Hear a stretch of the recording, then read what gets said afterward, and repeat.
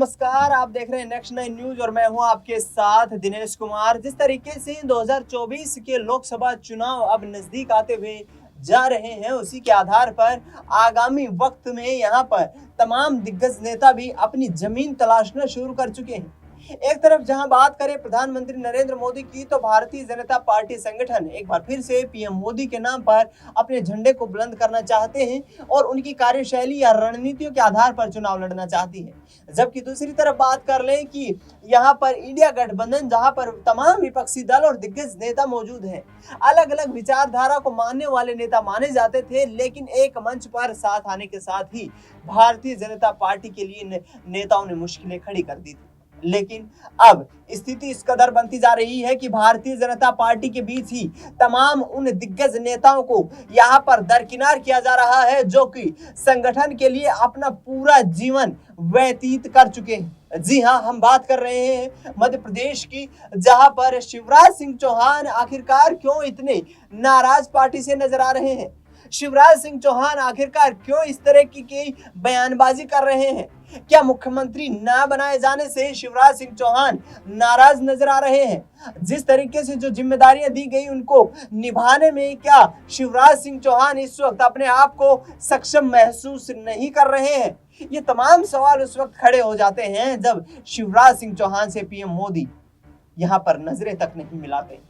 दर्शकों, पिछले दिनों आदिवासी समुदाय को संबोधित करते हुए मध्य प्रदेश के झाबुआ में प्रधानमंत्री नरेंद्र मोदी एक रैली को संबोधित करते हैं। उस रैली में मोहन यादव प्रधानमंत्री नरेंद्र मोदी के साथ रथ पर दिखाई देते हैं, लेकिन शिवराज सिंह चौहान रथ पर नहीं नजर आते हैं। इसी के साथ आपको बता दें कि शिवराज सिंह चौहान जो पार्टी के सबसे दिग्गज नेता है मध्य प्रदेश में, वो यहाँ पर मंच पर बैठे हुए नजर जरूर आते हैं, लेकिन ना तो पीएम मोदी से हाथ मिलाने जाते हैं और ना ही उनका अभिवादन स्वीकार करते हैं।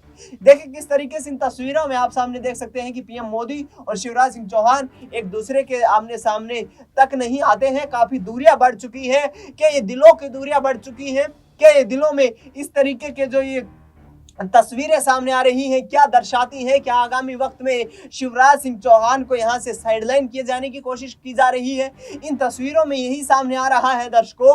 और जिस आधार पर यहां पर जो स्थिति बनती हुई नजर आ रही है, उस स्थिति के आधार पर शिवराज सिंह चौहान कहीं ना कहीं पार्टी की जो गतिविधियां हैं उनसे संतुष्ट नहीं है, या फिर पार्टी के द्वारा जो पिछले वक्त में फैसले लिए गए हैं वो उनके अनुरूप नहीं रहे हैं। क्योंकि 40 सालों से शिवराज सिंह चौहान भारतीय जनता पार्टी संगठन से जुड़े हुए हैं और लगातार एक मजबूत कार्यकर्ता के तौर पर काम करते नजर आए हैं।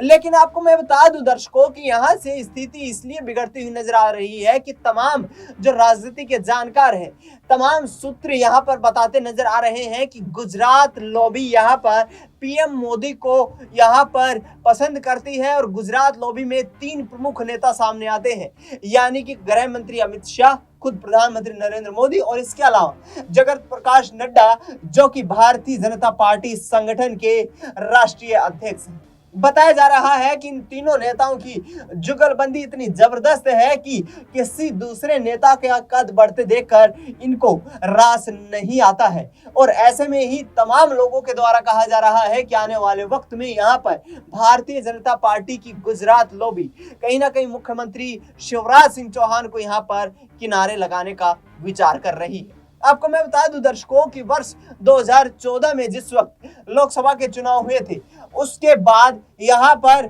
जिस तरीके की जद्दोजहद देखने को मिली थी, क्योंकि भारतीय जनता पार्टी संगठन कोई खास पुराना नहीं है। यहाँ पर महज 40 सालों के वक्त में ही भाजपा ने इतनी भारत में तरक्की कर ली है कि आज प्रधानमंत्री नरेंद्र मोदी खुद 400 सीटें जीतने का दावा करते हुए नजर आ रहे हैं।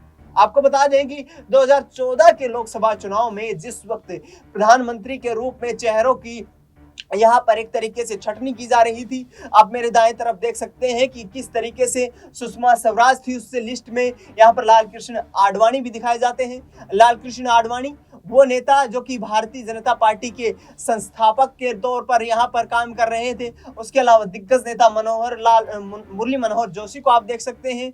उसके अलावा यदि बात करें तो यहाँ पर सुब्रमण्यम स्वामी जो कि भारतीय जनता पार्टी के दक्षिण भारत के एक मजबूत कद्दावर नेता के तौर पर जाने जाते रहे हैं, केंद्र में मंत्री भी रह चुके हैं।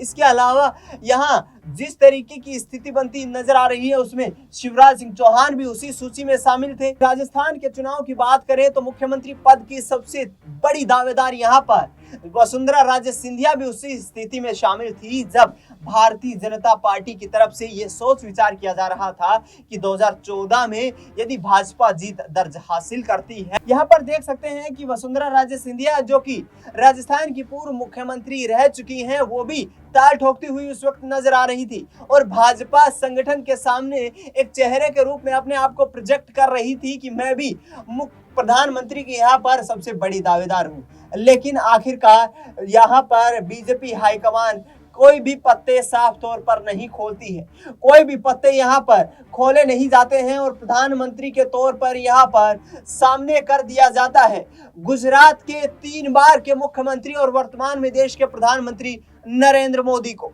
जी हाँ, ये वही नरेंद्र मोदी जो कि गुजरात के मुख्यमंत्री के पद से देश की राजनीति में या ये कहें कि अहमदाबाद से दिल्ली तक का रास्ता तय करते हुए आए हैं और इन्हीं ने अपने दम पर 2014 के लोकसभा चुनाव में भाजपा की वापसी करवाई है। उसके बाद प्रधानमंत्री नरेंद्र मोदी एक मजबूत चेहरा बन चुके हैं भारतीय जनता पार्टी का। आज पूरे संगठन की राजनीति या ये कहें कि भाजपा की पूरे देश में राजनीति इन्हीं के चेहरे पर आगे बढ़ती हुई दिखाई देती है। और ऐसे में क्या अब गुजरात लॉबी इन तमाम दिग्गज नेताओं को साइडलाइन करके क्या कोई संदेश देना चाहती है? आखिरकार क्या यहाँ पर प्रधानमंत्री नरेंद्र मोदी, उनके राजनीतिक सलाहकार और करीबी माने जाने वाले यहाँ पर अमित शाह, क्या आगे किसी को दूसरे राज्य से आने वाले नेता को बढ़ने नहीं देना चाहते हैं? इस पर भी सबसे बड़ा सवाल खड़ा हो गया है।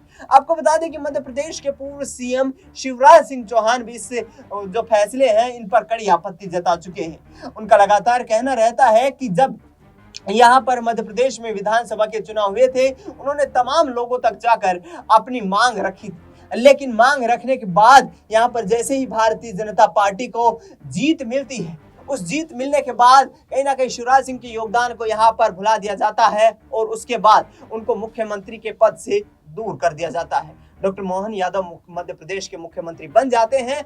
अपनी नाराजगी किस तरीके से जाहिर करते हैं यहाँ पर शिवराज सिंह चौहान, देखिए अपने बयानों से।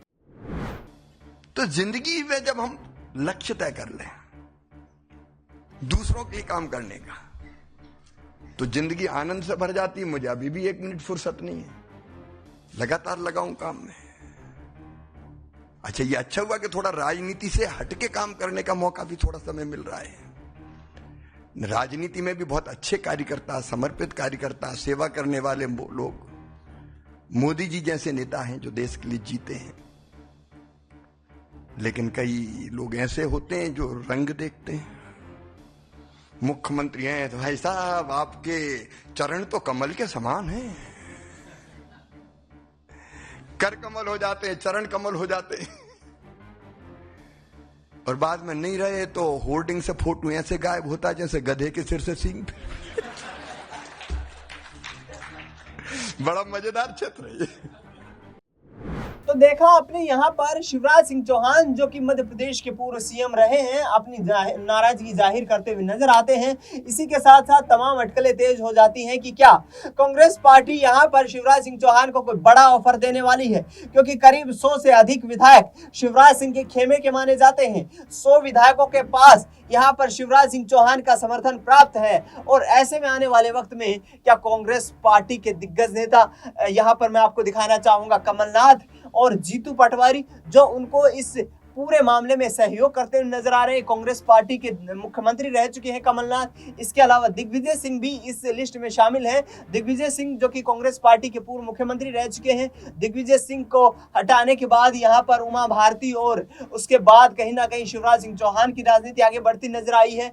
इस तरीके के इस पूरे सिनेरियो को देखते हुए लगता है कि यहाँ पर अब शिवराज सिंह चौहान बगावती सुर जो अपनाते नजर आ रहे हैं, कहीं मध्य प्रदेश में चुनाव से पहले तीसरे मोर्चे का ऐलान न कर दे, कहीं यहाँ पर भारतीय जनता पार्टी हाईकमान के लिए मुश्किलें खड़ी ना कर दे, क्योंकि जिस आधार पर शिवराज सिंह चौहान अपनी बयानबाजी करते हुए नजर आ रहे हैं, वहां से यही लग रहा है दर्शकों कि जो इस स्थिति इस वक्त मध्य प्रदेश में बनी हुई है वो वाकई चिंताजनक है। लाडली बहना योजना और आवास खाली करते वक्त भी शिवराज सिंह चौहान बहनों से मिलते हुए आप देख सकते हैं किस तरीके से भावुक हो जाते हैं। यहाँ पर ये भावुक तस्वीरें दिखा रही है साफ तौर पर कि शिवराज सिंह चौहान के प्रति जो प्यार सम्मान था वो यहाँ पर देख सकते हैं। और लगातार यहाँ ये जो बहनें हैं जो सीएम आवास खाली करने के बाद उनसे मिलने के लिए पहुंची थी वो काफी भावुक नजर आ रही है। ऐसे में आने वाले वक्त में यहाँ पर राजनीति और भी गर्म होती हुई नजर आ रही है। और अब यहाँ पर 2024 के लोकसभा चुनाव जैसे जैसे नजदीक आते जा रहे हैं, तमाम राजनीतिक अटकलें तेज होती नजर आ रही है। आगामी वक्त में अब क्या शिवराज सिंह चौहान तीसरे मोर्चे का ऐलान करेंगे या फिर कमलनाथ का साथ लेकर के कोई बड़ा खेल करने वाले हैं, इस पर सबकी नजरें बनी हुई है। फिलहाल हमारे इस खास कार्यक्रम में इतना ही। देश दुनिया की तमाम बड़ी खबरों के लिए आप देखते रहिए नेक्स्ट 9।